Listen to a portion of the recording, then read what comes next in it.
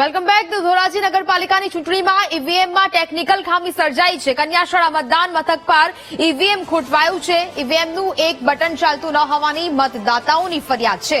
ભાજપ કોંગ્રેસે ચૂંટણી અધિકારીને ફરિયાદ કરી. પક્ષના કાર્યકર્તાઓ અને પોલીસ વચ્ચે ઉગ્ર બોલાચાલી થઈ. ચૂંટણી અધિકારીએ મશીન બદલાવી મતદાન કરાવ્યું. ભાજપ કાર્યકર્તાઓએ ફરી મતદાનની માંગ કરી છે.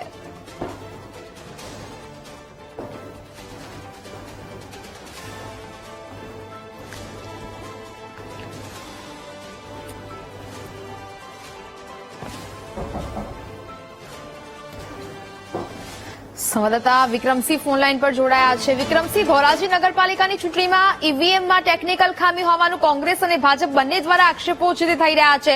શું મામલો? જો વાત કરવામાં આવે તો રાજકોટ જિલ્લા ધોરાજીમાં જેતપુર રોડ પર આવેલી કન્યાશાળામાં મતદાન મથક પર ઈવીએમ મશીનને ટેકનિકલ ખામી સર્જાઈ હતી. ત્યારે ઈવીએમ મશીનમાં ટેકનિકલ ખામી સર્જાવાના કારણે 11 નંબરનું બટન ન ચાલતું હોવાની મતદારોની છે તે ફરિયાદ આવી હતી. ત્યારે ભાજપ કોંગ્રેસ દ્વારા ચૂંટણી અધિકારીની મશીનમાં સર્જાયેલ ટેકનિકલ ખામી બાબતે ફરિયાદ કરવામાં આવી હતી. ત્યારે ભાજપના આગેવાનોનો આક્ષેપ સવારથી 7 વાગ્યાથી મશીનમાં ટેકનિકલની ખામી છે. ત્યારે અધિકારીઓ દ્વારા ઈવીએમ મશીનને બદલાવવાનું મોડું કર્યું હોવાના પણ આક્ષેપ કર્યા હતા. ત્યારે મતદાન મથકમાં ભાજપ કોંગ્રેસના આગેવાનો અને પોલીસ વચ્ચે જે ઉગ્ર બોલાચાલી પણ થઈ હતી. ત્યારે અંતે ચૂંટણી અધિકારી દ્વારા મશીન બદલી આપવામાં આવ્યું છે. જી બિલકુલ, જાણકારી બદલ આભાર.